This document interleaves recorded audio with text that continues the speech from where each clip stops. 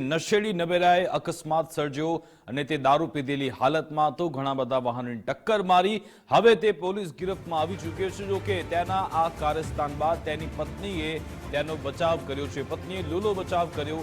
નશેડી ripple પંચાલની પત્ની કાનન પંચાલે સરેઆમ જુઠ્ઠાણું ફેલાવવાનો પ્રયત્ન કર્યો.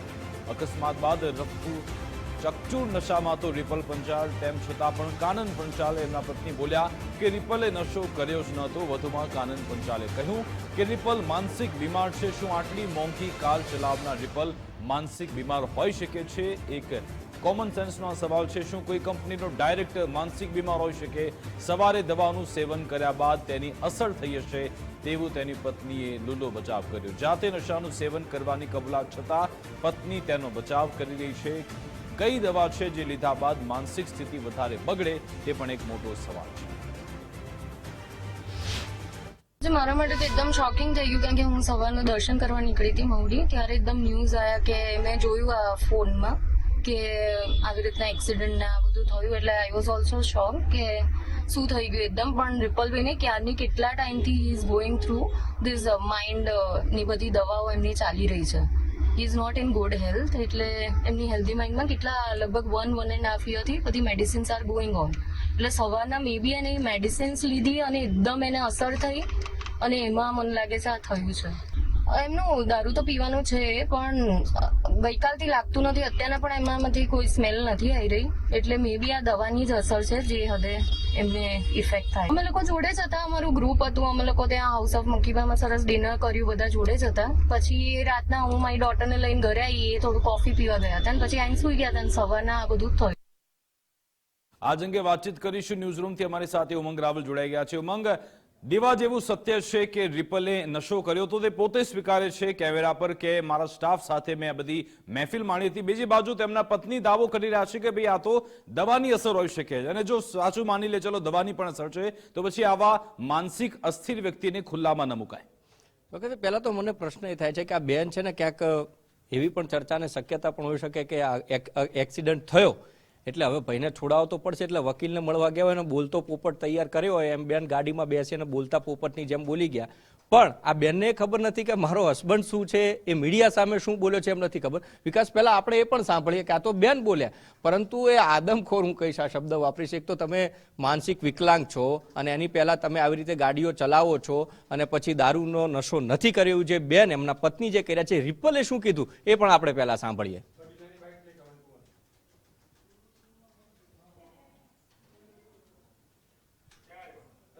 ચોક્કસથી એટલે આ જે રિપલ છે એને પણ આપણે સાંભળીશું. બેન જે છે કહી રહ્યા છે કે ભાઈ ક્યાંક એ માનસિકની જે રોગી છે એની દવાઓ લઈ રહ્યા છે અને પાછા પોતે પણ કબૂલ કરે છે કે હા દારૂ પીવાનું તો એમનું છે. હું મારી દીકરીને લઈને ઘરે આવીને પછી કોફી. એટલે બેન તમને કીધું કે હું કોફી પીવા ગયો છું, પણ ભાઈ તમારો ક્યાં ગયો? તમારા ઘરવાળા એ તમને ભાન ન રહ્યું અને સવારે કદાચ નશો નહીં ઉતર્યો હોય અને એ જ કારણે રિપલે શું કીધું એ પણ સાંભળીએ આપણે. રિપલભાઈ કેવી રીતે એક્સિડન્ટ કેવી રીતે થઈ ગયો? રિપલભાઈ થયું શું હતું, કેવી રીતે? એ તો કહો, કેમ કે બધું ચાલે છે હમણાં, સમાચાર ચાલે છે. હકીકત શું છે તમારું બી જાણવું જરૂરી બને છે. શું થયું હતું રિપલભાઈ? આ થયું શું હતું એ તો કહો. તમે કેવી રીતે ગયા હતા? તમારી ભૂલ થઈ ગઈ? શું થઈ ગયું? હે રિપલભાઈ શું ભૂલ થઈ ગઈ તમારી? એટલે એ તો કહો કે થોડું ઘણું કહો ખરા કે કેવી રીતે થઈ ગયો એક્સિડન્ટ તમારો? આ રિપલભાઈ કેવી રીતે એક્સિડન્ટ કેવી રીતે થઈ ગયો તમારો? આ ક્યાંથી રિપલભાઈ ક્યાંથી તમે ક્યાંથી આવી રહ્યા હતા? ક્યાંથી આવી રહ્યા હતા ને ક્યાં જઈ રહ્યા હતા તમે? રિપલભાઈ થોડું રિપલભાઈ તમે ક્યાં જઈ રહ્યા હતા ને ક્યાંથી આવી રહ્યા હતા ને બન્યું શું છે એ તો કહો. કેમ કે ભૂલ તમે કહ્યું ભૂલ થઈ ગઈ, ભૂલ કેવી રીતે થઈ ગઈ એ તો કહો.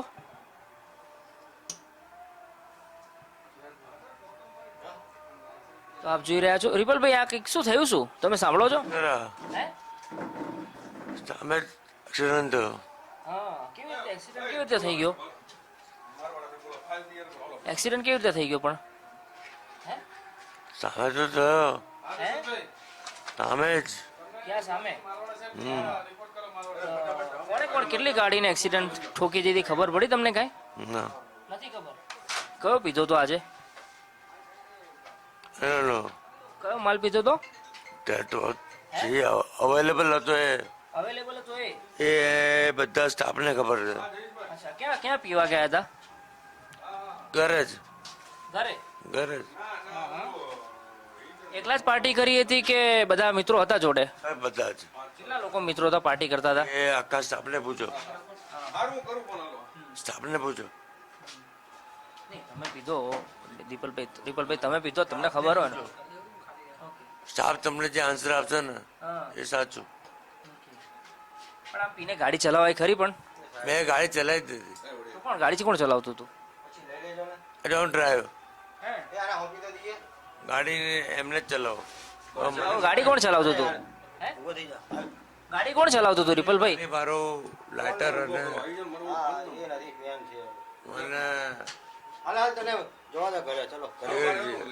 આપ જોઈ રહ્યા છો હજુ પણ એટલી નશાની હદમાં છે, પોતે શું બોલી રહ્યો છે એનું ભાન નથી. પણ આ પહેલી વાર નથી અમદાવાદ શહેરમાં, અને એમાં બોપલ વિસ્તારની વાત કરું, સિંધુ ભવન વિસ્તાર હોય, કોઈ પણ હાઈવે વિસ્તાર હોય, મેજર એરિયા હોય, ત્યાં બેફામ આ પ્રકારે દારૂ પીને, ચિક્કાર દારૂ પીને, આપ જો એની હાલત, ચાલવાની હાલત નથી એની. અને એ રિપલ દ્વારા અકસ્માત સર્જવામાં આવ્યો હતો અને એ મોંઘી ગાડી ચલાવી રહ્યો હતો.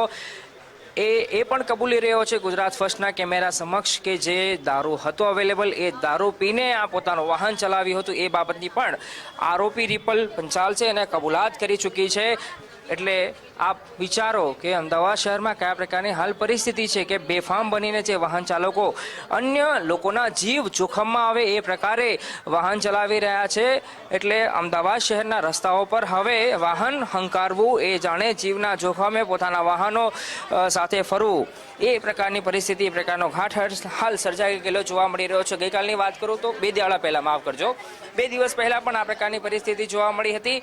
સાયકલ લઈને જતા 2 પુરુષ અને એક મહિલા હતી, એ બંનેને એક 4 વ્હીલ ચાલકે ટક્કર મારી હતી. સદનસીબે ચમત્કારિક બચાવ થયો હતો અને ચમત્કારિક બચાવ થયા બાદ એમને સારવાર કરવામાં આવી હતી. અને ફરી એકવાર આ અકસ્માત સર્જાયો, જેમાં એક સાથે 5 થી 6 વાહનોને ટક્કર મારવામાં આવી હતી. ને બેશરમ આ જે આરોપી તમે જોઈ રહ્યા છો, જેને કબૂલાત કરી છે કે જે માલ કે આ નબીરો જે છે એ બફાટ કરતો અને પોતે જે કર્યું છે ગુનાની કબૂલાત કરી રહ્યો છે કે ભાઈ જે હાજર હતું એ મેં પી લીધું છે. અને પાછા એમના જે ધર્મપત્ની છે ક્યાંક વકીલને મળીને આવી અને બોલતો પોપટો એમ આવીને બોલી ગયા, બેન માફ કરજો, તમે બચાવ કરો, પણ આ હદે તમે એક બાજુ દિલગીરી વ્યક્ત કરો છો, પોતે જ કહો છો કે હા એનું દારૂ પીવાનું છે, અને બીજી બાજુ બચાવમાં એવું કહો છો કે અસ્થિર મગજનો છે. આ તમારો ધણી રહ્યો એક કંપનીનો ચેરમેન છે, ડાયરેક્ટર છે, તમે ઇન્સ્ટાગ્રામમાં જુઓ, તમારો ધણી લાગતો નથી કે મગજ રીતે અસ્થિર હોય કે એના મગજમાં ક્યાંક કોઈ કેમિકલ લોચા હોય. બેન શું લેવા ને શું લેવા આટલું હળતું તું જુઠ્ઠું બોલો છો? એ તો બધાના નસીબ કે કોઈ આમાં મૃત્યુ ન પામ્યું. બેન તમે ગાડીમાં બેસી અને કોકના જોડે વાતો કરતા દિલગીરી વ્યક્ત કરો છો. સોરી કે જેમને જે થયું એના બદલ હું રિપલ વતી સોરી કહું છું. અરે શેના કામનું સોરી અને શું સોરી અને શેના માટેનું સોરી કે તમારો જે પતિ જે છે એક તો દારૂના નશામાં જેમ આવે તેમ ગાડી ચલાવે છે, લોકોને અડફેટે લે છે, વાહનોને અડફેટે લે છે, પાછો નશામાં ધૂત પોલીસ સ્ટેશનમાં બેસીને એમ કહે છે કે સ્ટાફને પૂછી લો, જે હાજર હતું એ મેં પીધું છે. આટલી બધી વાત કરે ને તમે પાછી એના ઢાક પીછોડો કરો શેના માટે ને? અરે કહી દો ને ચોખ્ખું. પોતે કહે છે કે મિત્રો સાથે હતા ને મેં દારૂ પીધો છે, અને તમે એમ કહો છો કે અમે ખાવા ગયા હતા, દીકરીને ઘરે લઈને હું આવીને પછી કોફી પીવા ગયા હતા. નક્કી કરી લો કે તમે સાચા છો કે તમારો ધણી સાચો છે. કારણ કે તમારા ધણીએ જે રીતે અમદાવાદ શહેરના રસ્તા ઉપર ગાડી હંકારી છે એ ખરેખર કલંક નહીં, પરંતુ આ જોખમી એટલા માટે છે અમદાવાદવાસીઓ માટે કે લોકો વિચારતા થાય છે આવા નબીરાઓ અને પૈસાનો નશો જેને ચડેલો છે, લોકો જે રીતે ગાડીઓ હંકારી રહ્યા છે. એટલે આજે કાલે મારે કદાચ મારી ગાડી અથવા તો બાઇક લઈને જવું ને તો મારે 10 વખત પાછળ વળીને જોવું પડે કે આવો નશામાં ધૂત અને સાથે જ પૈસાના નશામાં ધૂત કોઈ નબીરો આવીને મને તો ટક્કર નહીં મારી જાય ને. એટલે બેન જ્યાં સાચું છે ત્યાં સાચાને સાથ આપી દો, કારણ કે કોકનો જીવ જતા બચી ગયો છે ને. તમે પાછા વકીલ સાહેબની મળીને આવ્યા હશો કદાચ, અમને લાગે છે એવું. અને જેમ પોપટને ભણાવે એમ રામ રામ તમે બોલી ગયા છો કે એને માનસિક અસ્થિર છે, દવાઓ ચાલે છે. હવે એ નથી સમજાતું કે મગજની દવાઓ ચાલતી હોય તો એ મગજ સારું કરે કે વધારે ગાંડું કરે. અને મને જ્યાં સુધી ખબર છે ને દર્શકોને ખબર હશે કે ભાઈ મગજની જેને દવાઓ ચાલતી હોય ને એને તો ઊંઘ બહુ આવે. અરે ઘરે ઊંઘી રહેવા નીકળ્યો તો કે બહાર રખડવા નીકળ્યો તો, રાતનું પીધેલું સવાર સુધી એને ઉતરતું નથી. અને બેન પાછા તમે ગાડીમાં બેસી અને ડાઈ સુફિયાની વાતો કરો ને દિલગીરી નથી જોતી. આવી દિલગીરી તમારી દિલગીરી તમારી પાસે રાખો. તમારો ધણી ખુદ એવું બોલી ગયો છે કે જે હાજર હતું ને પી લીધું છે અને મિત્રો સાથે પીધું છે, એટલે તમે ભલે બચાવ કરતા હોય પણ કાયદો છે આ નશામાં ધૂત અને પૈસામાં નશામાં રહેલા રિપલને નહીં છોડે. વિકાસ. બિલકુલ આભાર ઉમંગ, તમામ જાણકારી આપવા.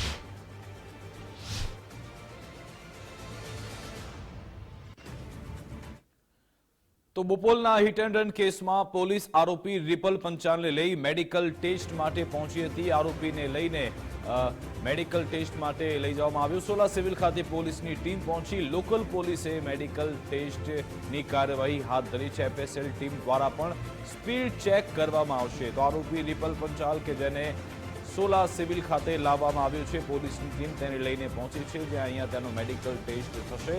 FSLની ટીમ પણ હવે ગાડીની સ્પીડ અંગે તપાસ કરશે. તો હવે કાર્યવાહીનો દોર શરૂ થયો છે. રિપલ પંચાલ સામે હિટ એન્ડ રનનો કેસ દાખલ થયો છે, સાથે સાથે ડ્રિંક એન્ડ ડ્રાઈવનો કેસ પણ દાખલ થઈ રહ્યો છે.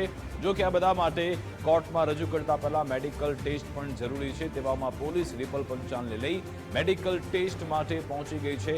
તમામે તમામ ટેસ્ટની પ્રક્રિયા હાથ ધર્યા બાદ તેને કોર્ટમાં રજૂ કરાશે.